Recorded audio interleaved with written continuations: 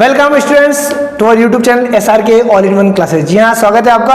अभी तक हम पढ़े हैं क्लास 10 का first chapter chemical reaction and equation. इसमें हम पढ़ चुके हैं केमिकल रिएक्शन क्या होती है, केमिकल रिएक्शन को हम इक्वेशन की फॉर्म में कैसे लिखते हैं, और केमिकल इक्वेशन बैलेंस्ड इक्वेशन है तो ठीक, नहीं तो अनबैलेंस्ड है तो उसको हमको बैलेंस करना पड़ता है, क्योंकि दोनों due to law of mass conservation के कारण। और बैलेंस इक्वेशन जो हम पढ़ते हैं उसके बाद हमने पढ़ा कि जो रिएक्शंस होती है वो कितने टाइप्स की होती है, बहुत सारे टाइप्स की होती है। और फिर फर्स्ट उसका हमने और पढ़ लिया था कॉम्बिनेशन रिएक्शन क्या होती है।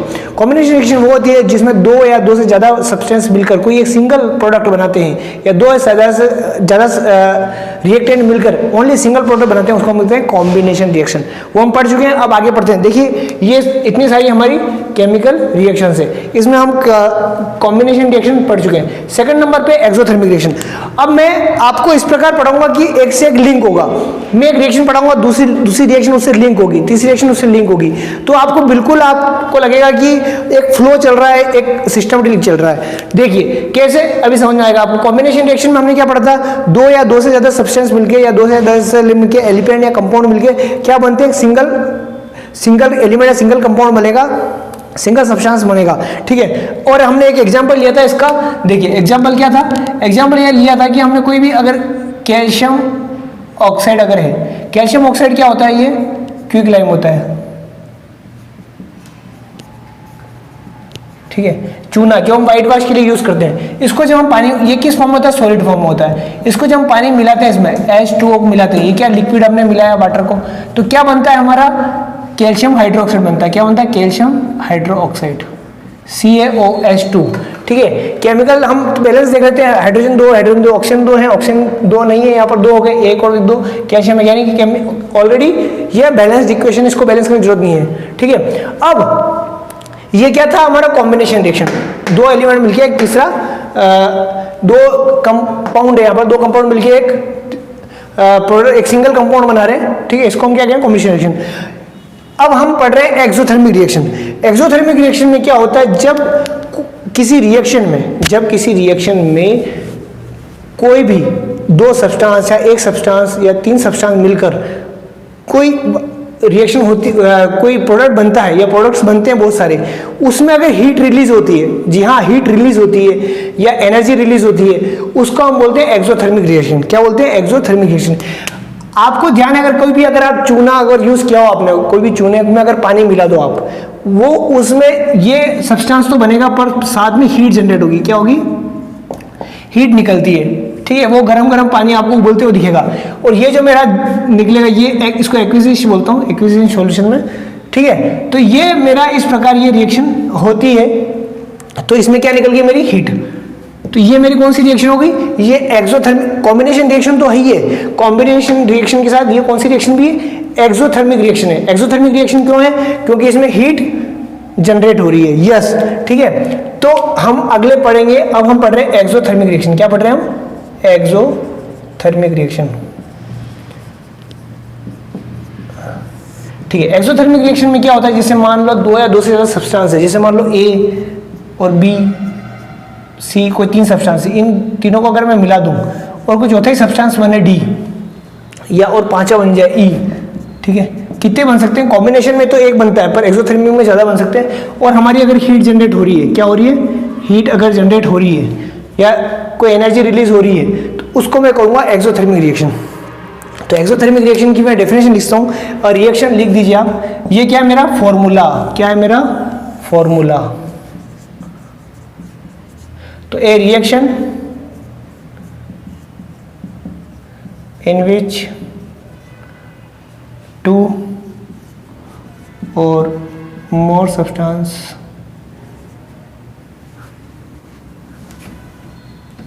या इसको सिंपल वे में लिखिए, a reaction in which energy और हीट इज रिलीज्ड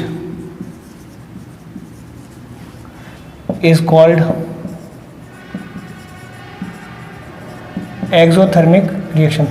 वो रिएक्शन जिसमें कि कोई हीट या एनर्जी रिलीज हो रही है, उसको क्या कहेंगे हम, एक्सोथर्मिक रिएक्शन।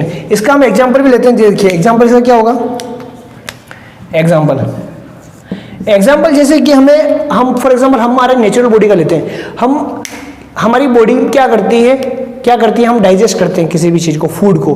फॉर एग्जांपल जैसे सब्जियां होती है, पोटैटो, ऑनियन, ये हमारे स्टोमक में जाता है और छोटे छोटे पार्टिकल्स में डिवाइड होता है, स्प्लिट होता है। उस डिवीजन से क्या बनता है, ग्लूकोज बनता है। ठीक, क्या बनता है, ग्लूकोज। तो ग्लूकोज का फॉर्मूला होता है C6H12O6।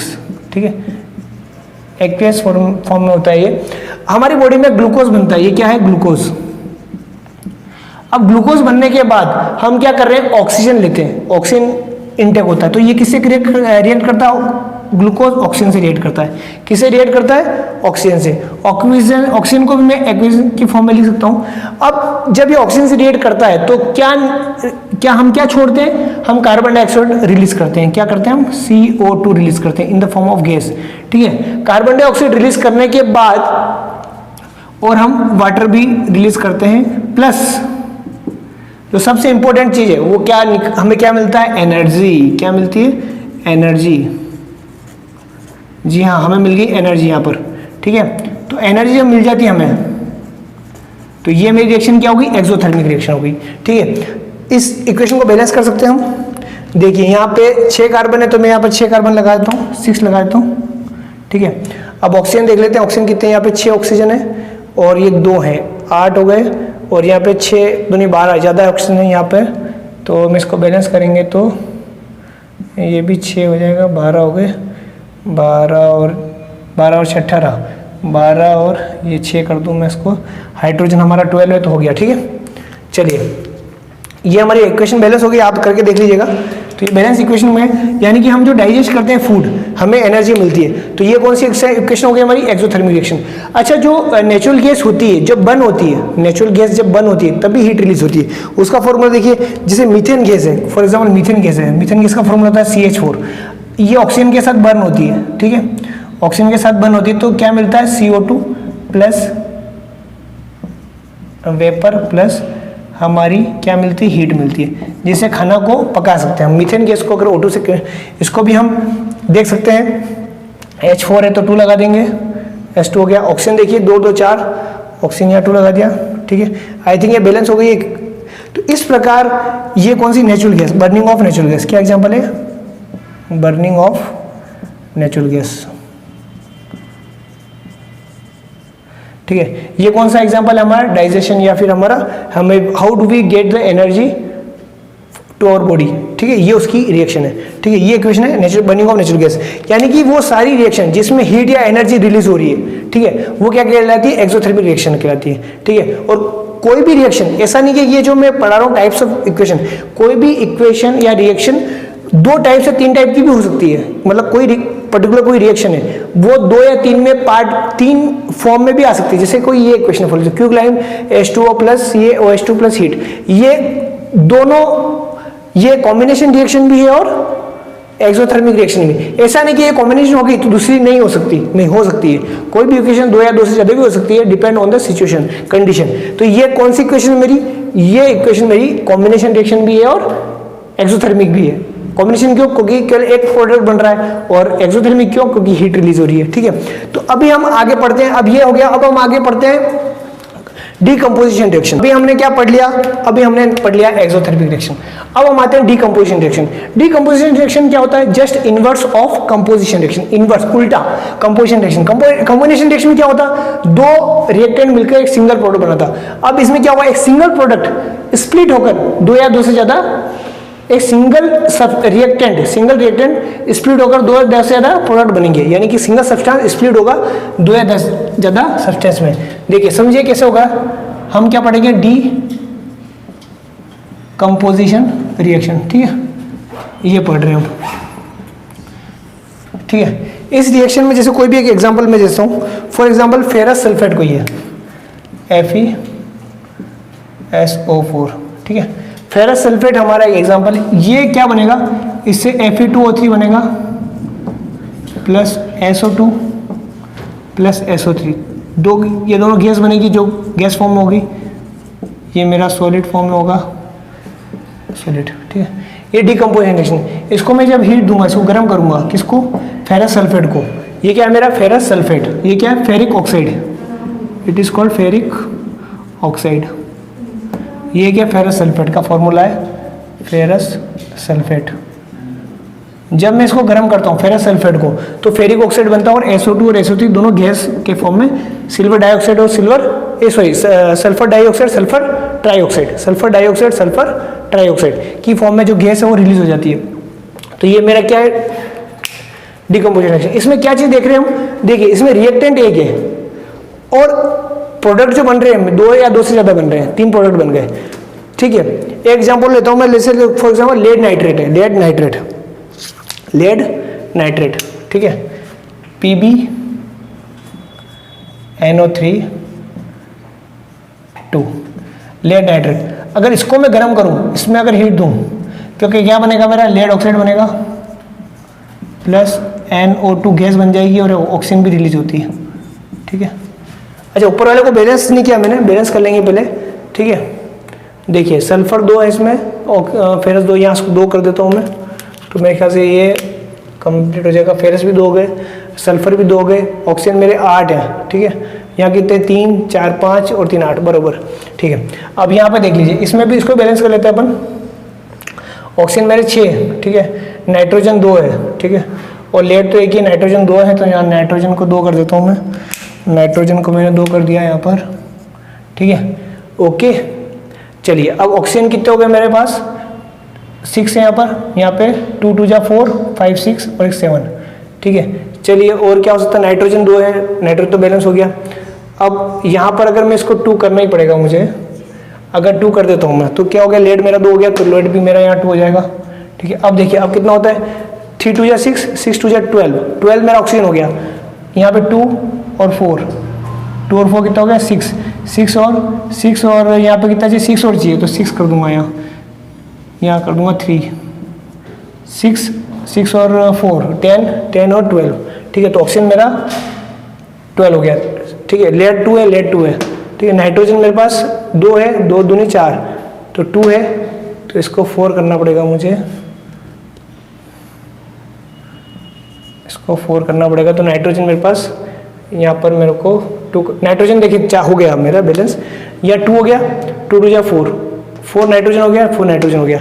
ऑक्सीजन कितना है मेरा, 6 और 6 2 जा 12 नाइट्रोजन है, तो देखिए 8 हो गया, 8 और 9 10 और ये 12 हो गया, ऑक्सीजन मेरे 12 हो गए, ठीक है। और लेड 2 है तो लेड 2, ये मेरी ये क्या होगी, केमिकल इक्वेशन बैलेंस होगी, ठीक है। सिंपल है, बैलेंस करना मैं आपको समझा चुका हूँ। तो इसमें भी क्या हो रहा है, सिंगल सब्सटेंस है लेड नाइट्रेट को क्या किया मैंने, टेस्ट ट्यूब में लिया।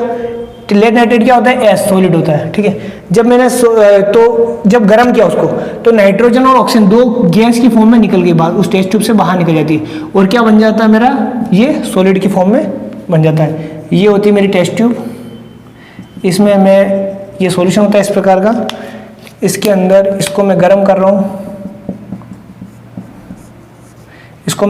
तो यहाँ से गैस फॉर्म में मेरी O2 और NO2 रिलीज हो जाती है, और अंदर वापस जो सब्सटेंस बचता है वो लेड ऑक्साइड बनता है। तो लेड ऑक्साइड इस प्रकार, ये कौन सी रिएक्शन होगी मेरी, अब डिकम्पोजिशन रिएक्शन। अब इसका हम फॉर्मूला समझ लेते हैं, क्या समझते हैं इसका फॉर्मूला।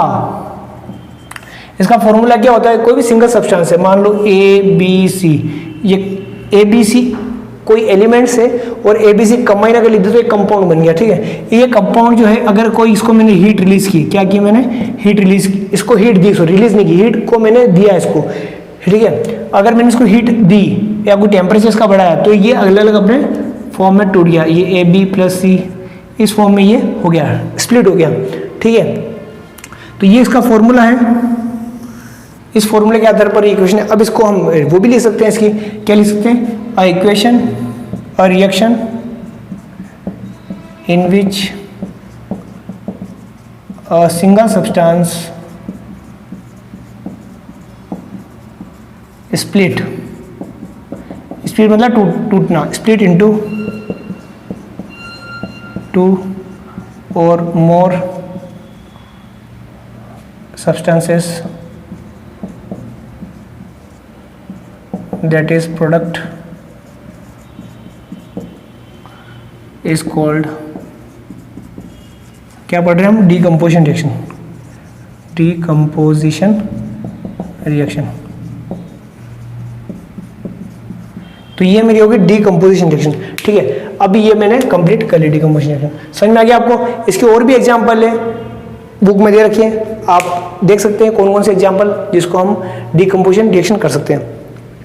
चलिए अब इसके कुछ एग्जाम्पल और मैं दूंगा। एग्जाम्पल जो है एक तो ये है, मान लो अगर एक एग्जाम्पल देते हैं, जैसे अपन मान लो सपोज एक मैंने बीकर लिया, इस बीकर में मैंने वाटर भर दिया, क्या भर दिया मैंने वाटर, और इसके अंदर दो मैंने ऐसे इलेक्ट्रोड लगा दिए, इलेक्ट्रोड पॉजिटिव और नेगेटिव है, दो इलेक्ट्रोड लगा दिए, ठीक है। और इन इलेक्ट्रोड को मैंने एक टेस्ट ट्यूब मैंने ऐसे उल्टी लगा के यहाँ पे मैं कलेक्ट कर रहा हूँ गैस को, और दोनों इलेक्ट्रोड को मैंने ऐसे करके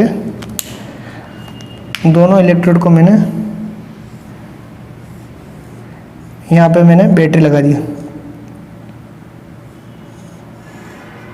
ये हमने सर्किट कंप्लीट कर दिया।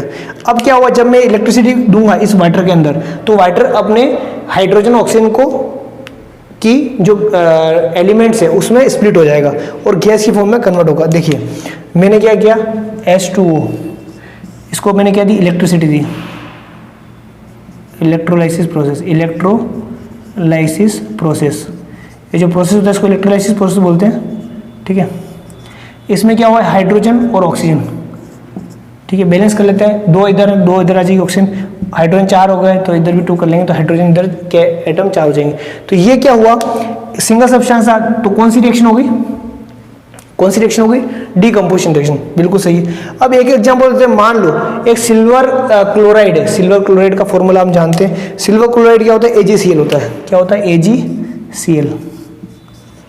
इसमें क्या होता है, AgCl में मान लो कोई पर्टिकुलर एक, ये क्या किस फॉर्म में होता है, AgCl सॉलिड फॉर्म में होता है, किस फॉर्म में होता है, सॉलिड फॉर्म में होता है, it is in solid form, ठीक है। अब इस AgCl को मैंने यहाँ पर रखा, ठीक है, sodium chloride, sorry silver chloride, क्या नाम है इसका, Ag मतलब सिल्वर क्लोराइड। सिल्वर क्लोराइड को जब मैं सनलाइट में रखता हूँ, सूर्य के प्रकाश में, ये मेरा सन है, जब ठीक ये क्या है मेरा सन, सूर्य के प्रकाश में जब मैं इसको रखता हूँ in the presence of sunlight, तो सिल्वर क्लोराइड में जो क्लोरीन गैस है वो निकल जाती है और मेरा केवल सिल्वर बचता है। इससे क्या रिएक्शन होती है मेरी, इसको क्या दे रहा हूँ, एरो के ऊपर लिख दूंगा सनलाइट, क्या लिख दूंगा मैं, सनलाइट, ठीक है। और सनलाइट जैसे ही मैंने दी तो मेरा क्लोरीन गैस मेरी Cl2 जो गैस है ये गैस फॉर्म में निकल गई, तो क्या बच गया मेरा Ag। इक्वेशन बैलेंस कर सकते हैं, Cl2 2 है तो इधर 2 लिख देंगे, तो Ag भी 2 करे, इधर 2, तो मेरा सिल्वर बन गया। ये सॉलिड फॉर्म में रह गया, ये मेरा बच जाता है और ये रह जाता है, सिल्वर क्लोराइड से केवल सिल्वर हमारा रह जाता है। तो सनलाइट, इलेक्ट्रिसिटी प्रोसेस, हीट। तो यहाँ पर क्या है, हम क्या पढ़ रहे हैं, हम पढ़ रहे थे डीकम्पोजिशन रिएक्शन। इसमें भी सिंगल सब्सटेंस है, ये दोनों, इनसे क्या बना, डबल सब्सटेंसेस बन गए, 2 सब्सटेंस बन गए या 2 प्रोडक्ट बन गए, तो ये क्या कहलाएगा, डीकम्पोजिशन, ठीक है। अब डीकम्पोजिशन तो हो रहा है, पर एक चीज ध्यान दीजिए, ये जितने भी प्रोडक्ट हैं, जितनी ये रिएक्शन जो भी हो रही, जितनी भी रिएक्शन, उसमें या तो मैं हीट प्रोवाइड कर रहा हूँ या कोई इलेक्ट्रिसिटी प्रोवाइड कर रहा हूँ, ठीक है। या इलेक्ट्रोलाइज प्रोसेस को मैं इलेक्ट्रिसिटी भी लिख सकता हूँ, क्या लिख सकता हूँ उसको, इलेक्ट्रिसिटी, ठीक है, एक ही बात है। तो या तो मैंने इलेक्ट्रिसिटी प्रोवाइड की, या सनलाइट प्रोवाइड की, या हीट प्रोवाइड की, ठीक है। ईच एंड एवरी रिएक्शन में कुछ ना कुछ एनर्जी दे रहा हूँ, कुछ ना कुछ एनर्जी किसी न किसी फॉर्म में दे रहा हूँ। तो उससे क्या हो रहा है, वो पर्टिकुलर जो रिएक्टेंट है, वो 2 या 2 से ज्यादा प्रोडक्ट में स्प्लिट हो रहा है। तो यही मेरी क्या है, ये मेरी एंडोथर्मिक रिएक्शन है, ठीक है। चलिए, तो हमारे अगला जो वो हो गया, वो भी हो जाएगा। तो अब हम पढ़ेंगे एंडोथर्मिक रिएक्शन। तो ये सारी रिएक्शन मेरी एंडोथर्मिक रिएक्शन भी कहलाती है, ठीक है। क्या कहलाएगी, एंडोथर्मिक रिएक्शन, ठीक है। यानी कि वो रिएक्शन जिसमें एनर्जी रिलीज होती है, क्या रिलीज होती है, सॉरी एनर्जी एब्जॉर्ब होती है, रिलीज तो किस में होती है, एक्सोथर्मिक में, एनर्जी एब्जॉर्ब होती है, ठीक है। या एनर्जी किस फॉर्म में एब्जॉर्ब हो रही है, सनलाइट की फॉर्म में। एनर्जी किस फॉर्म में एब्जॉर्ब हो रही है, इलेक्ट्रिसिटी की फॉर्म में। एनर्जी किस फॉर्म में हो रही है, टेम्परेचर या हीट के फॉर्म में। तो यही हमारी, इसका फॉर्मूला क्या हो जाएगा, देखिए कोई भी, ये फॉर्मूला सेम है, कोई भी एनर्जी अगर इसमें, अगर जरूरी नहीं सिंगल सब्सटेंस हो, इसमें 2 सब्सटेंस भी हो सकते हैं। इसको मैं अगर ऐसे लिख दूं, इसका फॉर्मूला अगर ऐसे लिख दूं, यानी कि मैं अगर इसको ऐसे लिखूं, A + B, ठीक है। अगर वो रिलीज होकर, ठीक है, उसमें अगर हीट जनरेट, हीट दूं मैं और यस वो दूं, तो ये अगर ए बी सी हुआ है अगर, ठीक है, तो अगर ये ए बी प्लस सी या ए बी सी, या इसको ऐसे लिखिए कि ए प्लस बी, ठीक है, कोई तीसरा ही सबसे बनता है, सी प्लस डी बन गया मान लो, या ए बी बन गया सपोज। अब आप कहेंगे सर ये तो एलिमेंट तो चेंज, एटम तो उतने ही रहते हैं, ठीक है चलो मान लिया ए बी बन गया, ठीक है, प्लस अगर यहाँ सी भी होता तो ए प्लस बी सी बन गया, कुछ भी हो गया, ऐसा बन गया, कुछ भी कैसा भी फॉर्मूला लिख सकते हो, बट कहीं ना कहीं हीट ऑब्जर्व हो रही है, यहाँ पे हीट ऑब्जर्व हो रही है। तो ए रिएक्शन इन विच, अब इसकी डेफिनेशन लिख देंगे, ए reaction in which heat is absorbed, मतलब वो रिएक्शन जिसमें हीट एब्जॉर्ब हो रही है इज कॉल्ड एंडोथर्मिक रिएक्शन, ठीक है। अब कई बार बच्चे कंफ्यूज होते हैं सर एंडोथर्मिक एक्सोथर्मिक, उल्टा बोल देते हैं हम कई बार, एंडोथर्मिक में लिख देते हैं कि हीट रिलीज हो रही है, पर होता क्या है कि उसमें एब्जॉर्ब हो रही हीट दे रहा है, और रिलीज कितना एक्सोथर्मिक। तो यहाँ इसको याद करने का एक तरीका मैं ट्रिक बताता हूँ। एंडोथर्मिक मतलब एंड हो गया, उस ऑब्जेक्ट का एंड हो गया। अब एंड कब होगा, जब वो कहीं ना कहीं से एनर्जी लेगा, एनर्जी छोड़ के कोई एंड नहीं होता, ठीक है। तो एंड कैसे होगा, एंड वो ना कहीं से अपनी सारी एनर्जी को कहीं ना कहीं से एनर्जी को एब्जॉर्ब करके अपने आप को एंड कर लेगा।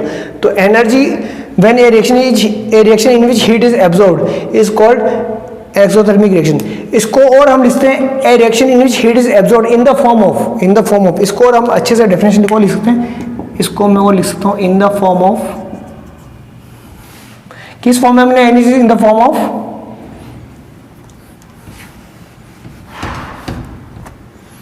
फॉर्म ऑफ क्या दिया था मैंने, in the form of heat comma electricity और सनलाइट, ठीक है। ए reaction in which heat is absorbed in the form of heat, electricity और सनलाइट इज कॉल्ड एंडोथर्मिक। इसको हम ऐसे भी लिख सकते हैं। मैंने आपको आधा इसलिए सिखाया क्योंकि ताकि आपको इक्वेशन याद हो जाए या रिएक्शन ये डेफिनेशन याद हो जाए, ठीक है। पहले आपने याद किया इक्वेशन जो heat is absorbed is called endothermic. अब हीट तो ऑब्जर्व हो रही है किस फॉर्म में, हीट, इलेक्ट्रिसिटी और सनलाइट। एग्जांपल है ये सारे एग्जांपल जो है वो एक्सोथर्मिक के भी, ये भी एग्जांपल जो होगा मेरा वो एक्सोथर्मिक का भी एग्जांपल होगा ही होगा।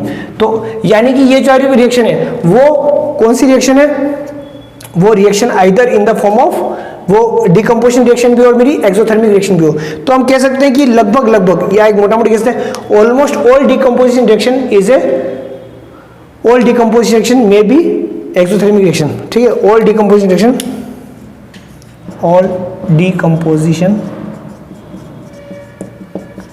रिएक्शंस आर क्या होगी, ऑल डिकम्पोजिशन रिएक्शंस आर कौन सी होती है, एंडोथर्मिक रिएक्शन, एंडोथर्मिक रिएक्शन क्यों होती, क्योंकि वो डिकम्पोजिशन तभी होगी जब कोई कुछ इलेक्ट्रिसिटी लेगी, हीट लेगी, सनलाइट लेगी, किसी न किसी फॉर्म में एनर्जी को क्या करेगी, एब्जॉर्ब करेगी, तभी वो उसका डिकम्पोजिशन होगा पर्टिकुलर सब्सटेंस का। इसलिए सारी डिकम्पोजिशन रिएक्शन क्या होगी, एंडोथर्मिक रिएक्शन होती है।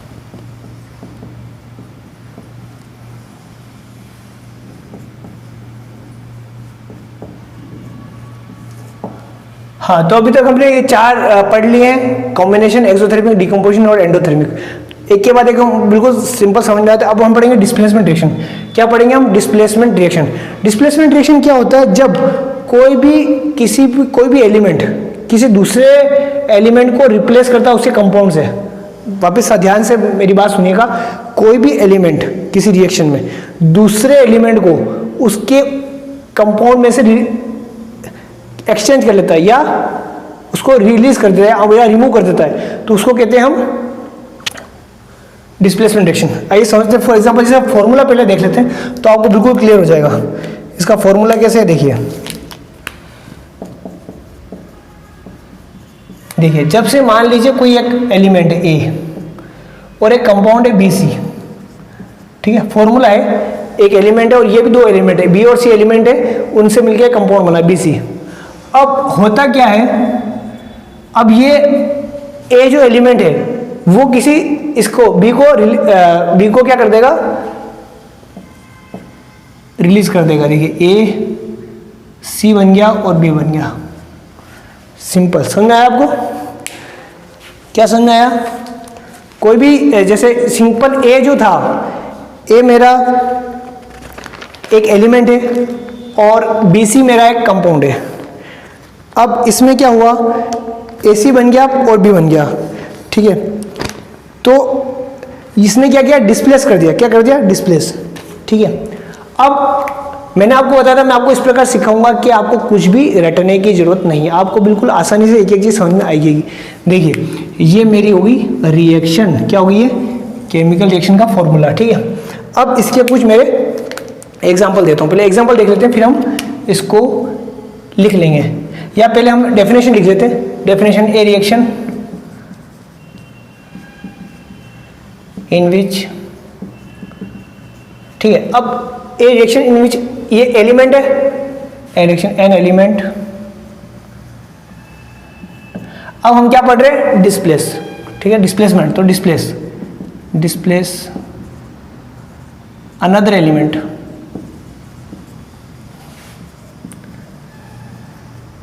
अब ये एलिमेंट इसने डिस्प्लेस कर दिया सी को, ठीक है, बी को डिस्प्लेस कर दिया। ए ने किसको डिस्प्लेस किया, बी को। तो ए reaction in which an element displace word कहां से आया, डिस्प्लेसमेंट रिएक्शन पढ़ रहे इसलिए। अनदर एलिमेंट, ठीक है, फ्रॉम इट्स कंपाउंड, कहां से डिस्प्लेस किया, उसे कंपाउंड से, from its compound is called displacement reaction. समझ में आया? बहुत ही सिंपल है। देखिए कुछ रटने की जरूरत नहीं है, बिल्कुल सिंपल है। कोई भी किसी भी रिएक्शन, वो रिएक्शन जिसमें कोई भी एलिमेंट डिस्प्लेस कर रहा है, या बी डिस्प्लेस हो गया, बी की जगह कौन आ गया, ए आ गया, और बी निकल के अलग चला गया, बी डिस्प्लेस हो गया, ठीक है। Displace another element from its compound, उसके कंपाउंड में से डिस्प्लेस करता है, इसको क्या कहते हैं, डिस्प्लेसमेंट रिएक्शन। और इसको हम कई बार सिंगल डिस्प्लेसमेंट भी बोलते हैं। सिंगल डिस्प्लेसमेंट क्यों सिंगल डिस्प्लेसमेंट बोलते हैं, क्योंकि आगे डबल डिस्प्लेसमेंट भी आ रहा है इसलिए।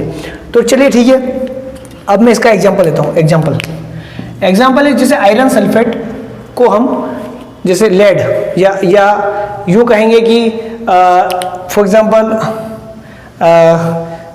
मैं एक एग्जांपल, तो जैसे मान लो फेरस सल्फेट या कोई भी आयरन है, आयरन को अगर मैं कॉपर सल्फेट से रिएक्ट कराऊँ,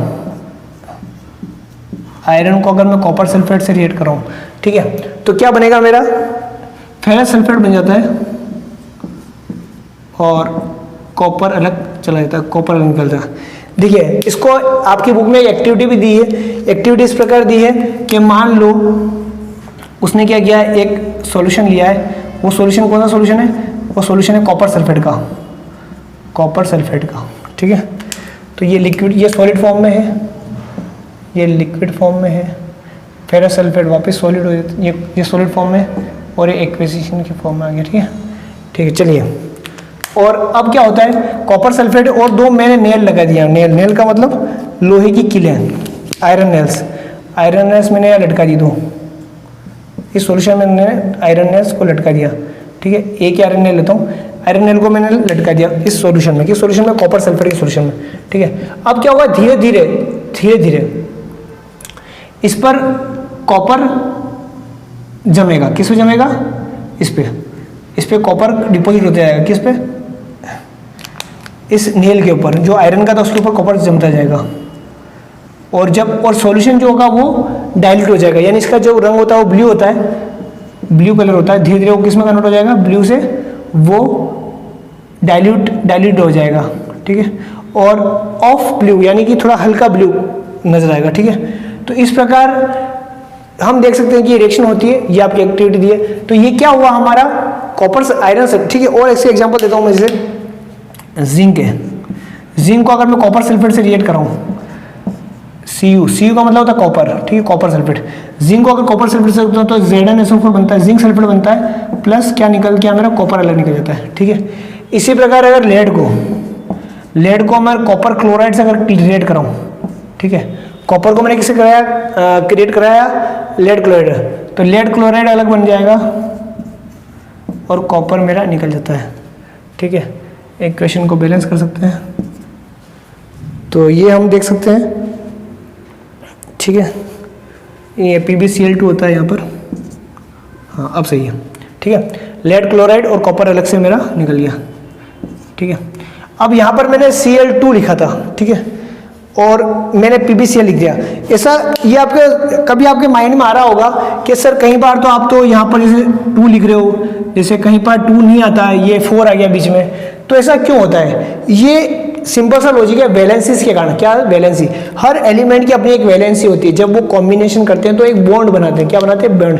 बिकॉज ऑफ इस वैलेंसी के इलेक्ट्रॉन, वो आप पढ़ेंगे डिटेल में, टाइटल में जानना चाहता हूँ। पर होता क्या है, सपोज कोई भी एक एलिमेंट, एक एग्जाम्पल के फॉर्म में मैं समझता हूँ। जैसे होता क्या है, जैसे ये इसकी +2 है वैलेंसी है, कोई एलिमेंट है +2, और एक दूसरा कंपाउंड इसे -1 है, ठीक है।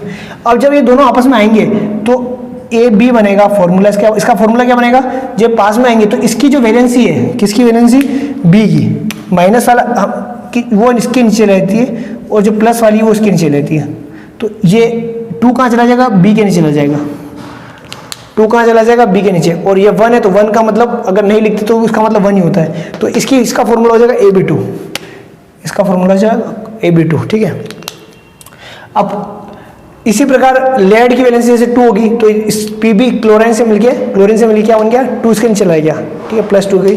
और क्लोरीन की 1 होती है तो ये इसलिए इसके कॉपर के साथ जो है 1 है, और इसके लेड के साथ भी 1 रहता है। तो इस प्रकार ये हमारे कुछ ये वैलेंसीज का कॉन्सेप्ट है जो मैं बिल्कुल शॉर्ट फॉर्म में समझा रहा हूँ, बिल्कुल शॉर्ट में समझा रहा हूँ। तो इस प्रकार ये नीचे कभी 2 आता है, कभी 3 आता है। तो ये क्या पढ़ रहे थे हम? Displacement reaction. ये हम सिंगल डिस्प्लेसमेंट पढ़ रहे हैं, मतलब एक सिंगल एलिमेंट जो है दूसरे एलिमेंट को डिस्प्लेस कर रहा है उसके कंपाउंड में से, उसको क्या कहते हैं? डिस्प्लेसमेंट। ये फॉर्मूला हो गया, डेफिनेशन हो गई, और इसके एग्जांपल हो गए। बहुत ही सिंपल है।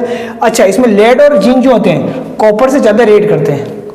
Lead and zinc are the more reactive element than the copper, ये आप बोल सकते हैं। तभी वो कॉपर को डिस्प्लेस कर देते हैं, कॉपर को डिस्प्लेस करके, और वो खुद उसकी जगह आ जाते हैं, उस कंपाउंड बना लेते हैं। तो ये हमारा हो गया डिस्प्लेसमेंट रिएक्शन, खत्म हो गया।